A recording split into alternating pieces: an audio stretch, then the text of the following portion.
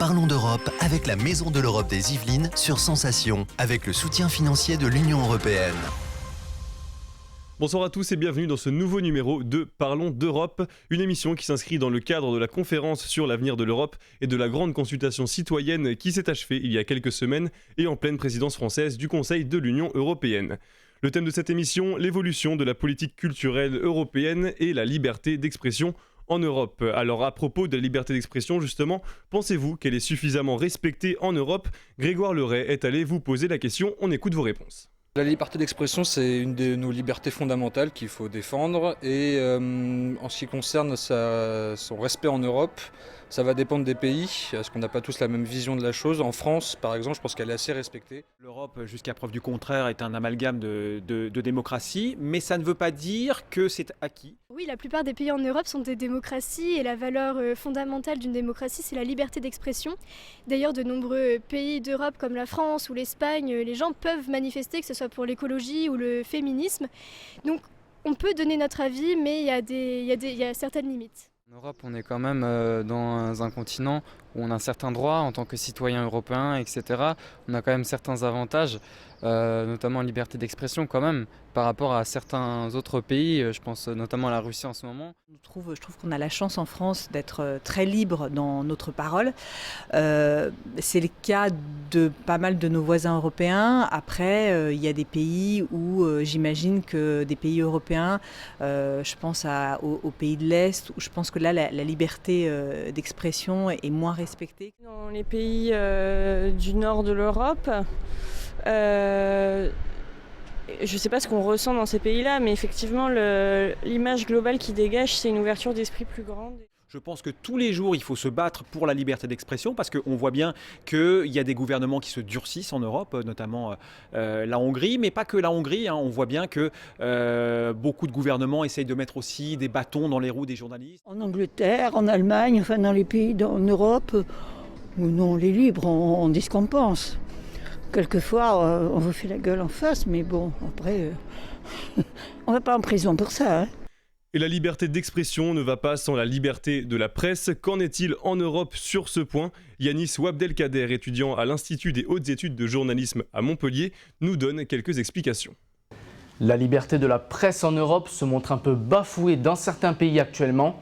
Prenons le cas de la Russie. La Russie restreint la liberté de la presse. Vladimir Poutine a voté une loi le 4 mars dernier qui prévoit des peines de prison pouvant aller jusqu'à 15 ans pour la propagation d'informations visant à discréditer les forces militaires russes. Le régulateur des médias russes restreint également l'accès aux sites, radio et télévision russophones comme Medusa ou RFE. Certains médias internationaux comme CNN, CBC ou encore la BBC au Royaume-Uni ont annoncé suspendre le 4 mars dernier leur couverture de l'actualité russe. Du côté de la France, la liberté de la presse est encore remise en cause.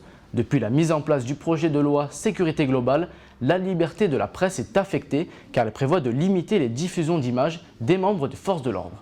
Depuis, de nombreux journalistes sont blessés lors des manifestations et se voient même confisquer leur matériel par la police. Selon une étude réalisée par Reporters sans frontières, la France se classe 34e sur 180 pays au classement annuel mondial de la liberté de presse. Avec la crise sanitaire, les journalistes sont confrontés à une fermeture des accès au terrain comme aux sources d'information.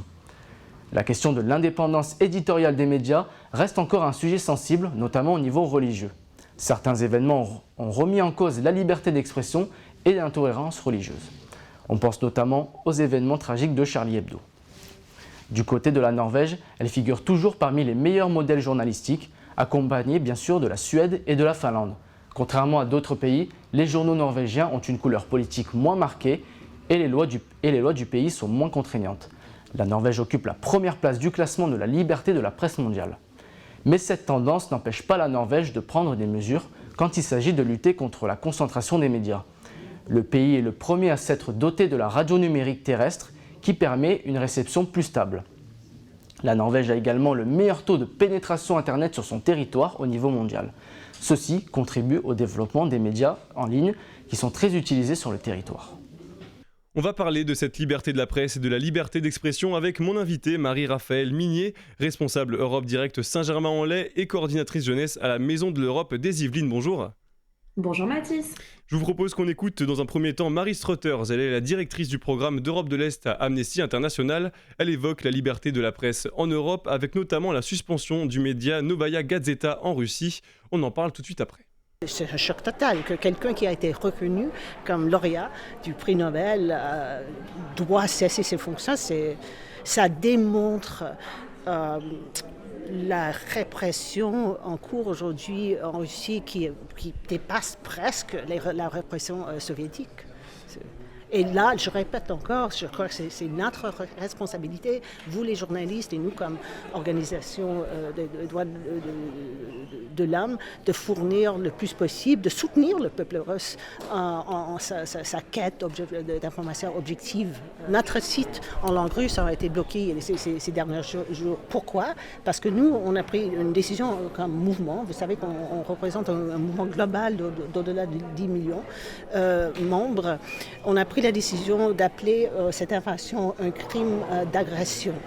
Et donc, il fallait qu'on utilise les termes guerre, invasion. Et c'est pour ça que notre site a été bloqué. Donc, on considère qu'une de nos responsabilités principales est de fournir le plus qu'on peut des informations objectives et impartiales en Russie vers le peuple russe. Alors déjà, Marie-Raphaëlle Minier, comment l'Europe fait-elle pour garantir cette liberté d'expression ? Alors, pour la petite histoire, il faut savoir qu'à l'occasion de son grand discours sur l'état de l'Union, le 15 septembre dernier, Ursula von der Leyen a dit « L'information est un bien public, nous devons défendre celles et ceux qui nous éclairent, les femmes et les hommes journalistes. C'est pourquoi nous avons présenté aujourd'hui une recommandation pour une meilleure protection des journalistes. » Donc en fait, la Commission recommande des mesures à l'intention des États membres pour améliorer la sécurité des journalistes, créer des services de soutien nationaux indépendants, saisir Europol si nécessaire en cas d'enquête, étoffer l'offre en matière de cybersécurité et, chose qui était très à cœur des recommandations, soutenir en particulier les femmes journalistes. Et ce qu'il faut savoir, c'est que la Commission effectuera des évaluations et les États membres devront informer la Commission des mesures prises sous 18 mois. Marie Struthers a mentionné le média Novaya Gazeta dirigé par Dmitri Moratov, le prix Nobel de la paix. Il a été suspendu en Russie. Une équipe a quitté le pays dernièrement pour fonder une édition européenne du journal. Est-ce qu'on peut dire que l'Europe serait le berceau de cette liberté de la presse ? Alors, berceau, je ne sais pas, mais en tout cas, l'Europe, ce qui est sûr, c'est qu'elle fait figure de bonne élève dans le domaine de la liberté de la presse et reste le continent le plus favorable à la liberté d'expression en général. Ce qu'il faut savoir, c'est que tous les ans, l'ONG Reporters sans frontières établit un classement avec une note sur 100 des pays dans lesquels la liberté de la presse est la mieux respectée. Et que dans les 10 premiers, on a 7 pays européens. Alors on pourra citer la Finlande, le Danemark, la Suède, les Pays-Bas et le Portugal. Et malheureusement, pour mémoire, la France n'occupe que la 34e place. Légalement parlant, certains pays de l'Union européenne peuvent-ils décider de suspendre l'activité d'un média comme le fait la Russie notamment ? Non, pas le droit. Et c'est bien pour ça que l'Union européenne a pris des sanctions à l'encontre de la Russie. L'Union reste garante de nos libertés fondamentales, même à l'intérieur des États membres. Alors ça n'empêche pas certains États de trouver comment contourner tout ça et comment s'opposer aux médias. Et sans s'étendre, on peut notamment citer la Hongrie de Viktor Orban, où on a un contrôle omniprésent des politiciens sur les chaînes de télévision publiques et le rachat systématique par Viktor Orban d'espaces publicitaires sur la voie publique. Dans cette liberté de la presse et d'expression, des personnes jouent un rôle important, ce sont les lanceurs d'alerte. Qu'est-ce que c'est et qu'en est-il de leur protection en Europe ? Dorian Bonzon, étudiant à l'Institut des hautes études de journalisme de Montpellier, nous donne quelques explications. Pour la Commission européenne, un lanceur d'alerte est une personne qui signale au sein de l'organisation concernée ou à une autorité extérieure ou qui divulgue au public des informations sur un acte répréhensible dans un contexte professionnel et contribue à prévenir des dommages et à détecter des menaces ou des préjudices pour l'intérêt public qui pourraient, sans eux, rester cachés. Plusieurs lois ont vu le jour dans différents pays de l'Union européenne pour protéger ces lanceurs d'alerte des représailles. Mais ces lois, inégales selon les pays, ont poussé la Commission européenne à prendre une directive pour mieux les encadrer. Le Parlement et le Conseil de l'Europe se sont donc mis d'accord en octobre 2019 sur l'élaboration de cette directive. Elle est entrée en vigueur en décembre 2019 et garantit une protection juridique renforcée ainsi que l'anonymat des lanceurs d'alerte. Elle prévoit en outre de réelles sanctions pour les personnes souhaitant se venger des dénonciateurs. En France, une loi allant dans le même sens a été promulguée tout récemment, en mars 2022. Elle vise à simplifier les canaux de signalement et à limiter les coûts financiers parfois considérables des procédures que doivent engager les lanceurs d'alerte. La loi prévoit également la mise en place d'une amende encourue en cas de procédure bâillon contre lanceur d'alerte qui est portée, elle, à 60 000 €. La loi proposée par le député Sylvain Waserman vient donc s'appuyer sur les directives établies par les instances européennes de 2019. Elle marque une avancée majeure dans la protection des lanceurs d'alerte qui pouvaient auparavant se retenir de divulguer ou signaler une information de peur des représailles. Ceci devrait arriver moins souvent à l'avenir, c'est l'objectif que s'est fixé l'Union européenne et ses États membres.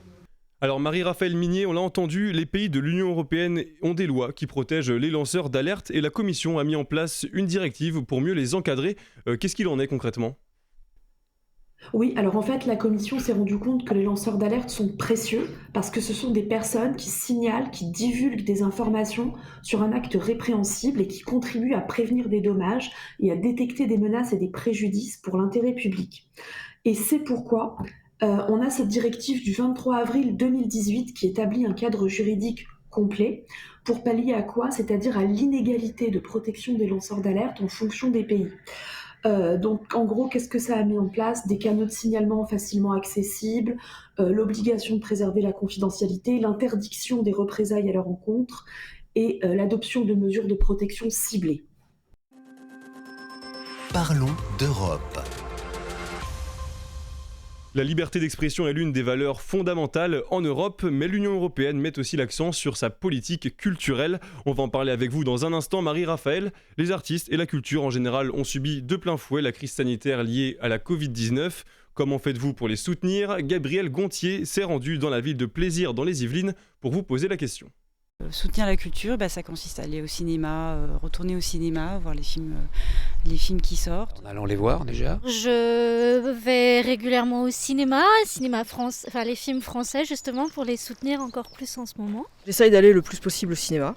Dès que c'est possible, vraiment parce que c'est quelque chose qui a énormément manqué pendant le confinement. Eh bien, on va au cinéma régulièrement et là on va à la bibliothèque avec ma femme.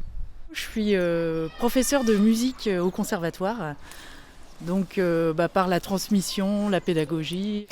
Je vais au théâtre, c'est prévu que j'y aille d'ailleurs bientôt, c'est très important. Je vais au musée aussi, dès que je peux. On a la chance d'être dans une belle région, donc autant en profiter. On est au musée aussi, retourner voir les parcs, les châteaux qui sont aussi des endroits privilégiés au titre du patrimoine. Voilà. J'essaye d'aller voir régulièrement des spectacles aussi.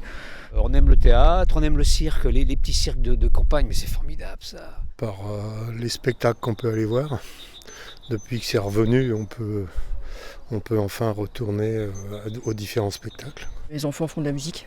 Je fais moi-même de la musique aussi, c'est quelque chose qui se transmet, je pense, de génération en génération. Moi, je vais régulièrement à des concerts, sinon, plutôt rock. Avec des amis, on fait des sorties sur Paris chaque mois pour découvrir des expositions ou des lieux sur Paris. On aime bien le théâtre, le cinéma aussi, un petit peu le cinéma. Bon, après, on va à des concerts, on touche à tout, quoi. Alors Marie-Raphaëlle, chacun à sa façon peut soutenir les artistes et le monde de la culture. Plus globalement, comment l'Europe assure-t-elle ce soutien justement ? Alors ce qu'il faut savoir, c'est que le premier plan d'action culturelle communautaire européen a été mis en place dès 1977. Mais c'est surtout en fait le traité de Maastricht en 1992, grâce auquel l'Union européenne acquiert des compétences pour soutenir les artistes, tous les gens qui travaillent dans le domaine de la culture. Et ce traité stipule clairement que l'Union européenne doit contribuer à l'épanouissement culturel des États membres dans le respect de leur diversité nationale et tout en mettant en évidence leur héritage culturel commun européen. Monica Semado est une eurodéputée luxembourgeoise, membre du groupe Renew Europe et de la Commission de la culture et de l'éducation. Elle revient sur l'impact de la crise sanitaire sur la culture en Europe avec notre journaliste Hugo Casadamon. Je reçois à présent l'eurodéputée luxembourgeoise Monica Semedo. Bonjour. Bonjour. Alors vous êtes membre du groupe Renew Europe et notamment de la Commission de la culture et de l'éducation. Alors ensemble on va évoquer la situation des artistes et de la reprise culturelle dans l'Union européenne. Le secteur culturel a été l'un des plus touchés et qui est souvent considéré par les gouvernements, je cite, comme non essentiel. Alors je voudrais justement qu'on revienne d'abord sur ces notions d'essentiel, non essentiel. Quand on qualifie le secteur culturel de non essentiel, qu'est-ce que ça vous inspire ? D'abord, si on regarde les chiffres, le secteur culturel et créatif, il fait part de 4,4% du PIB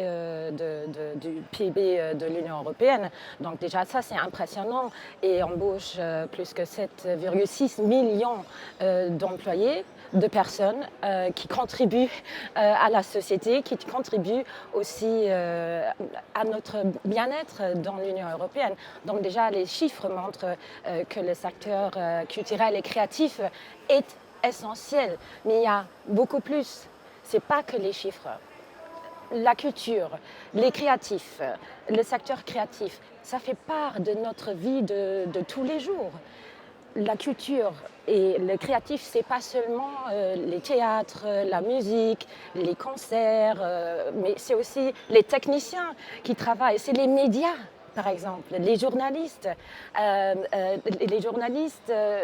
aussi, par exemple, les langues. Ça, c'est aussi une part de notre culture.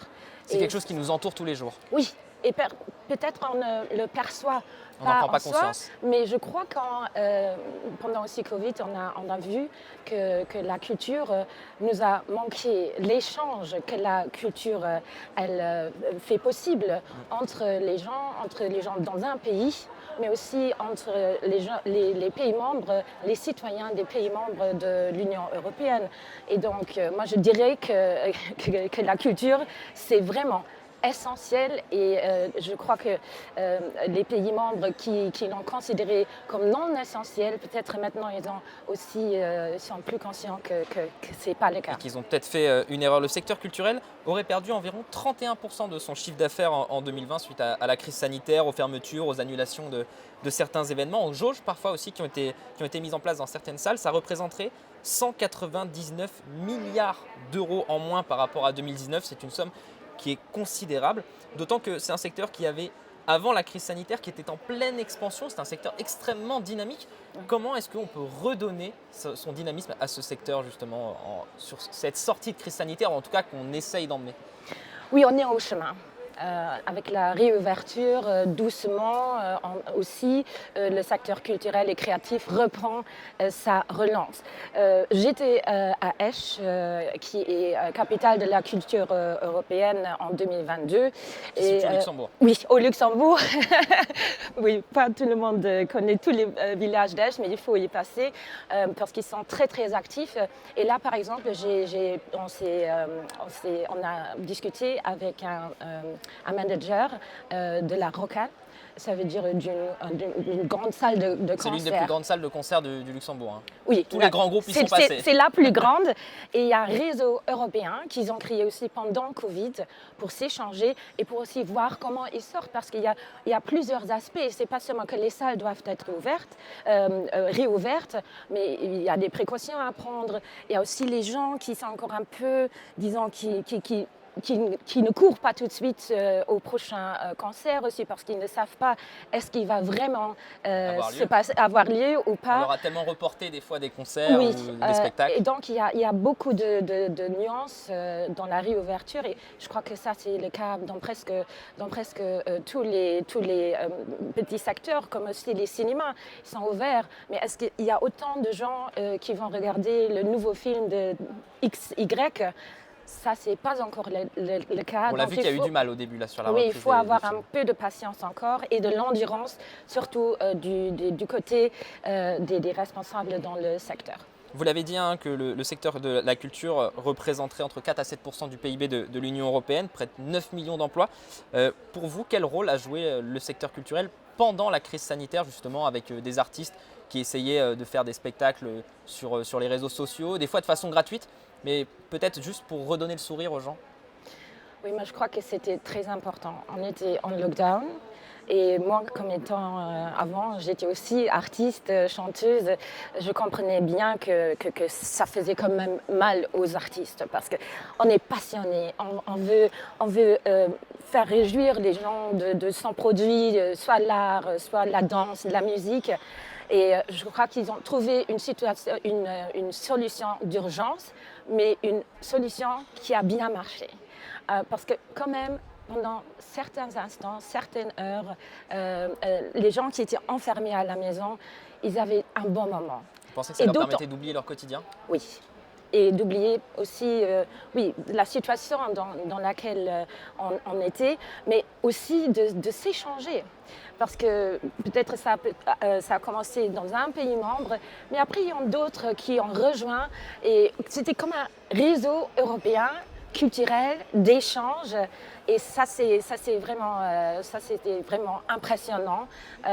Et j'ai parlé avec beaucoup d'artistes qui m'ont dit que ça leur a fait vraiment du bien et aussi pour continuer pour le futur, parce que déjà avant Covid, c'était pas facile. La plupart des artistes ne peuvent pas vivre de leur art. Ils ont besoin d'un deuxième travail, un second travail pour faire leur vie.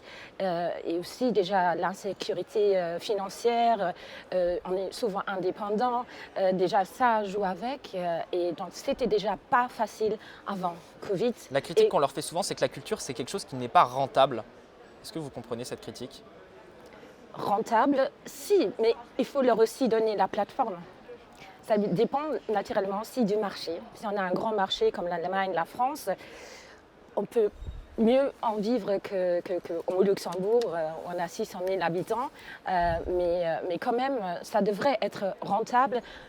Mais ce qui est le plus important, et c'est ce qu'on a fait dans le rapport sur la relance du secteur culturel et créatif, ça c'est de leur donner on a demandé à la Commission d'agir pour leur donner un peu plus de sécurité, un peu plus de protection sociale aussi.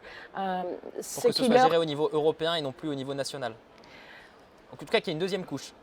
Oui, disons ainsi, si l'Union européenne elle intervient, c'est pas pour harmoniser, mais pour là où il y a des problèmes ou des indifférences, peut-être aussi des injustices ou des problèmes, par exemple, transfrontaliers, pour là y aider et trouver des solutions pour que la circulation libre, par exemple, se facilite. Et c'est ce qu'on a demandé dans notre rapport. L'Union européenne finance énormément de festivals, de courts-métrages, finance énormément de films. Est-ce que vous pensez que les gens ne le mettent pas assez en avant? Est-ce que vous pensez que la population européenne n'est pas assez au courant que l'Europe aide déjà les artistes et la culture? On pourrait peut-être encore un peu comment dire, on voit souvent simplement des petits logos de oui, l'Europe. Peut-être le logo un peu plus grand, ce serait déjà pas mal. Mais par exemple, si un film, c'est une coproduction, quand même, souvent, c'est clair que l'Union européenne a donné du soutien financier. Et ça, je crois que c'est important. C'est le rôle de l'Union européenne de nous réunir et de soutenir la collaboration transfrontalière. Et je crois que dans les dernières années, il y a eu beaucoup de bonnes productions. Ici, une production qui a été faite au Luxembourg, mais qui a aussi un succès international. Et je crois que c'est ça. Ce que l'Union européenne devra faire encore d'autant plus. C'est pour ça aussi qu'on a, pour que le secteur, après cette crise, pourra se relancer.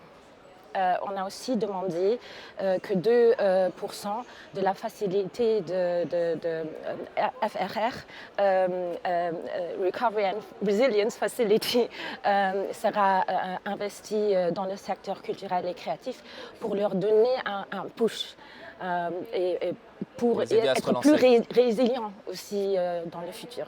Et par exemple, un statut sur l'artiste. Comme il existe en France déjà, c'est une particularité Oui, en Europe. Mais le statut en France, c'est pas le statut au Luxembourg. Exactement. C'est pas le statut. Vous pensez que c'est un statut qu'il faudrait étendre au niveau de l'Union européenne, cette particularité française ? Ça, c'est à la Commission de voir aussi. Il faut aussi parler aux pays membres parce que le statut, il va seulement se référer sur l'égalité de traitement, faciliter aussi le travail transfrontalier sur ces thèmes-là. Alors pour terminer, Monica Semedo, on parlait des artistes. Pour finir sur une note un peu plus souriante, c'est quoi le dernier film que vous avez été voir, que vous pourriez conseiller justement aux auditeurs et téléspectateurs de Radio Sensation et TV78? Moi, je regarde plutôt des séries. Oui. Il y a une série luxembourgeoise, Capitani, qui est super. Mais pour le reste, je voulais vraiment encore donner le message. Le motto de l'Union européenne, c'est unis dans la diversité. On a des différentes cultures, traditions.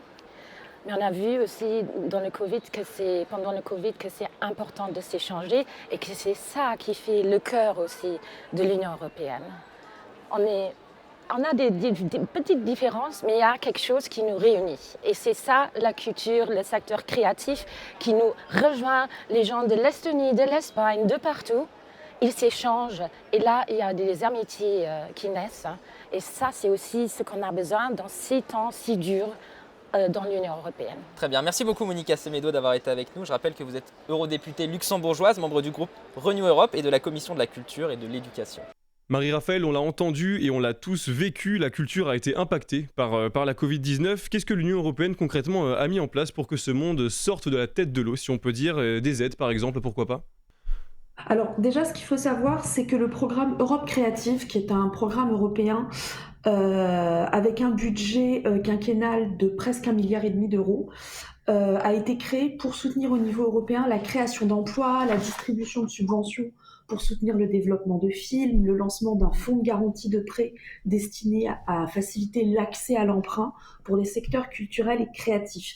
Et au début de la pandémie, donc dès le 17 avril 2020, les députés européens ont voté une nouvelle résolution afin que plus d'artistes et de personnes issues du milieu de la culture aient accès à ces fonds Europe Créative.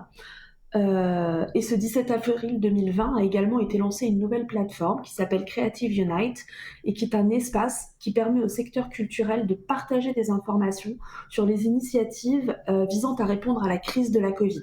On arrive bientôt à la fin de cette émission et avant de se quitter, Marie-Raphaël, je voudrais qu'on en profite pour présenter le projet EOLI. C'est dans le cadre de ce projet que nous avons réalisé ensemble plusieurs émissions autour des droits LGBT, des droits des femmes, des mobilités et puis aujourd'hui de la liberté d'expression et de l'évolution de la politique culturelle en Europe. Juste quelques mots sur ce projet EOLI. Eh ben, vous avez tout dit, à part l'explication de l'acronyme, donc Europe on Live avec la petite blague du Y pour symboliser les Yvelines. Donc c'est un projet territorial dans notre département des Yvelines, cofinancé par la Commission européenne sur appel à projet, afin de mettre en œuvre et de médiatiser des actions de communication qui vont mettre en valeur les priorités de l'Union européenne.